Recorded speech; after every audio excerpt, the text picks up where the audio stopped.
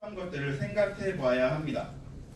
전작권 2항 국가보안법 폐지 거론 9.19 평양에서 미국과 합의되지 않은 군사 합의 등등 북한을 주적도 아니고 적도 아닌 상황을 만들었고 3시간 만에 수도권을 장악할 수 있도록 장애물을 제거하고 그리고 주한미군 철수 이야기가 나오고 있습니다.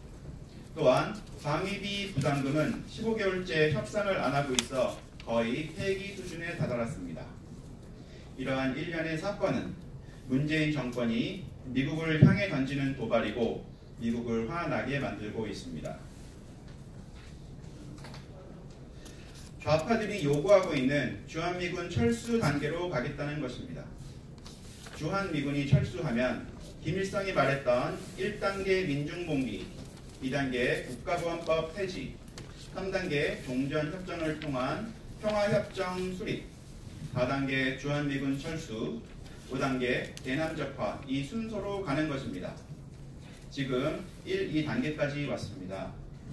3단계 주한미군 철수까지 가서 그때 울부짖으면 우리는 이미 늦습니다.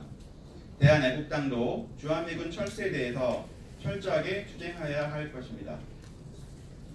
2차 미국 회담에서 종전선언까지 갈 것입니다. 그 다음에는 평화협정입니다. 평화협정이 체결되면 국가보안법은 자동으로 가는 것입니다. 유엔사도 해체되는 것입니다. 그렇게 되면 주한미군 철수의 순서대로 갑니다. 더 이상 미국, 일본 우방국이 문재인 정권과 대화하지 않으려고 하고 있습니다. 어쩌다 나라가 이 지경까지 왔습니까?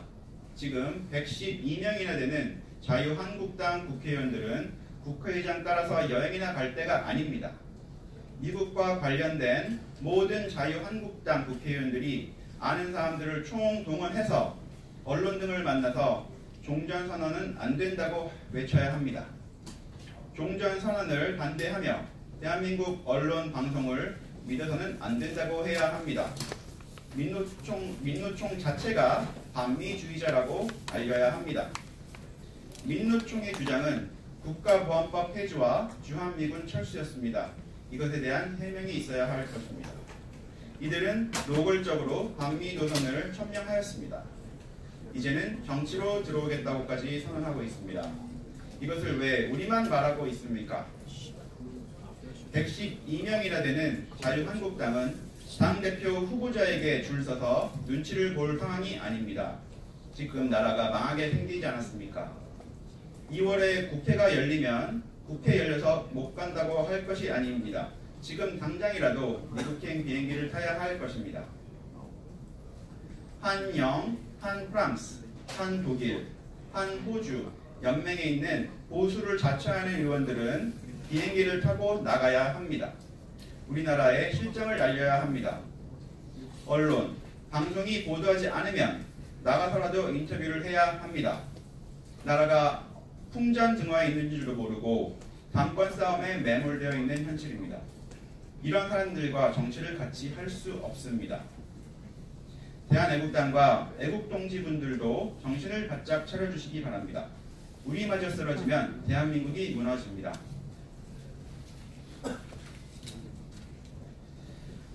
대한민국과 박근혜 대통령님을 생각하면 이제 분노를 넘어 걱정이 끝이 없습니다.